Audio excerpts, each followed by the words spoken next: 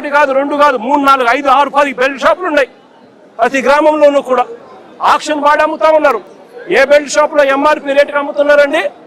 ప్రతి belt షాప్లోని MRP rate కన్నా 20 రూపాయలకి ఎక్కువగా అమ్ముతున్నారు. ప్రతి బెల్ట్ షాప్, ప్రతి పర్మిట్ రూమ్లో, ఏ పర్మిట్ రూమ్లో అంటే ఎంఆర్పి రేటుకి అమ్ముతున్నారు. పర్మిట్ రూమ్లో ఇల్లీగల్. పర్మిట్ రూమ్లో వేసేది పెగ్గుల్లో వేస్తా ఉన్నారు. పెగ్గుల్లో వేసి ఏకంగా బాటిల్ పైన 30 రూపాయలు అధికంగా వసూలు చేస్తా ఉన్నారు. ఆ డబ్బులు గవర్నమెంట్కి రాకోకుండా వీళ్ళ జోబీలు లేకపోతా ఉంది. దీంతోనే సరిపోదు అన్నట్టుగా ఏకంగా ప్రతి 5 బాటిళ్లకు 1 బాటిల్ ఏకంగా వీళ్ళంతటికి వీళ్ళే కుటీర పరిశ్రమ పెట్టి చీప్ లిక్కర్ వీళ్ళే తయారు చేసి కల్తీ బాటిల్, కల్తీ లిక్కరు ఏకంగా ప్రతి 5 బాటిల్లో 1 బాటిల్ ఈరోజు అమ్ముతా ఉన్నారు. ఈ రోజుకి కల్తీ లిక్కర్ తాగి పిల్లలు, చదువుకున్న పిల్లలు, ఇంజనీరింగ్ చదువుకొని బయటకు ఏదో ఊర్లోకి ఏదో సెలవుల కోసం వస్తే 4 పిల్లలు చనిపోయే ఘటనలు ఈ మధ్య కాలంలో మనం చూస్తాం. కల్తీ లిక్కర్ తాగి, కల్తీ వీళ్ళ షాపుల్లోనే వీళ్ళు తయారు చేసిన ఈ ఇల్లీగల్ కల్తీ లిక్కర్ తాగి ప్రతి 5 బాటిళ్లకు 1 బాటిల్ కల్తీ లిక్కర్ చేస్తా ఉన్నది ఎవరు అని అంటే సాక్ష్య ఆధారాలతో సహా వీళ్ళ మనుషులు దొరుకుతారు.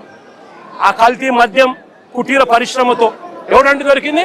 జయచంద్రారెడ్డి అని కంబలపల్లెలో చంద్రబాబు నాయుడు తరపున తెలుగుదేశం పార్టీకి కంటెస్ట్ చేసిన క్యాండిడేట్ ఆయన తయారు చేస్తూ ఏకంగా ఎక్సైజ్ డిపార్ట్మెంట్కు దొరికితే లావాదేవీల్లో వాళ్లకు ఎక్సైజ్ డిపార్ట్మెంట్కు మధ్య లావాదేవీల్లో తేడాలు వచ్చి ఆ ఘటన బయటపడి దొరికితే దాంట్లో తెలుగుదేశం పార్టీ హయాం రాక్షస పాలన జరుగుతూ ఉంది. 18 నెలలుగా చంద్రబాబు నాయుడు గారే పాలన చేస్తా ఉన్నాడు. ఇటువంటి రాక్షస పాలనలో ఎవడైనా మా పార్టీకి సంబంధించిన జోగి రమేష్ లాంటి వ్యక్తి ఎవరైనా వాళ్ళు లిక్కర్ నడుపుతారా? ఆలోచన చేయమని అడుగుతా ఉన్నాం. చంద్రబాబు నాయుడు గారు జోగి రమేష్ మీద కేసు పెడతాడు. ఈయన ఇల్లీగల్ లిక్కర్ తయారు చేసి చంద్రబాబు నాయుడు గారు బెల్ట్ షాపుల్లో ఈయన సప్లై చేస్తున్నాడట. బెల్ట్ షాపులు ఆయనයි, సప్లై చేసే మనుషులు ఆయనයි, తయారు చేసే మనిషి, బెల్ట్ షాపులు ఆయనයි, అమ్మేది ఆయన మనుషులు. మరి జోగి రమేష్ ఎలా చేస్తారండి? ఆయన మీద కూడా ఇలాంటిదే తప్పుడు కేసు పెట్టి ఏకంగా జైలుకు పంపించిన కేసు. ఇలా ప్రతి ఒక్కరిని కూడా ఆయనే తప్పు చేస్తాడు, ఆయనే అబద్ధాలు ఆడతాడు, ఆయనే అన్యాయం చేస్తాడు. ఆయనను ఎవరైనా ప్రశ్నిస్తే ఆయన మీద తిరిగి దొంగ ఆధారాలతో దొంగ సాక్ష్యాలు క్రియేట్ చేసి వాళ్ళ మీద తిరిగి కేసులు పెట్టే కార్యక్రమం ఈ జంగల్ రాజులో జరుగుతూ ఉంది. ఈ జంగల్ రాజులో పరాకాష్ట నిన్న అంబటి రాంబాబు అన్న జరిగిన విషయము, జోగి రమేష్ ఇంట్లో దాడి విషయము, అదే రకంగా రజనమ్మ మీద అటాక్ విషయము, అదే విధంగా బ్రహ్మనాయుడు అన్న విషయము, కాకాని గోవర్ధన్ అన్న విషయము, ఇవన్నీ కూడా నిజంగా పరాకాష్ఠకు చేరిన విషయాలు. అన్నిటికన్నా ఆశ్చర్యం ఇంకోటి ఏంటో తెలుసా? ఒక మంత్రిని, అంబటి రాంబాబు అన్న ఒక మంత్రి, కాపు కులంలో నిజంగా గర్వంగా చెప్తా ఉన్నా నేను, ఒక టైగర్ అని కూడా చెప్తా నేను. గొప్పగా బ్రతికినాడు, గొప్పగా ఒక వాల్యూ ఉన్న వ్యక్తి, ఒక విలువలున్న వ్యక్తి అని కూడా నేను గట్టిగా చెప్తాను.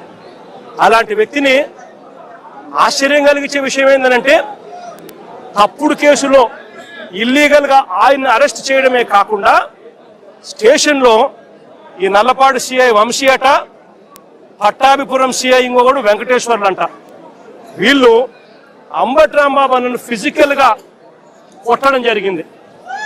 ఫిజికల్గా ఒక మంత్రిని కొట్టడం, అబ్యూస్ చేయడం. నిజంగా ఏం ప్రజాస్వామ్యంలో ఉన్నామా లేదా అని ఆలోచన చేయమని అడుగుతా ఉన్నా నేను. ఎల్లకాలం ఈ ప్రభుత్వం ఉండదు. దాదాపుగా 200 మంది సిఐలు, ఎస్ఐలు, డిఎస్పీలు ఇటువంటి వాళ్ళు విఆర్లో ఉన్నారు. మీ ప్రభుత్వంలో మీరు వీళ్ళందరినీ కూడా పక్కన పెట్టిన పరిస్థితిలో వాళ్ళంతా ఉన్నారు.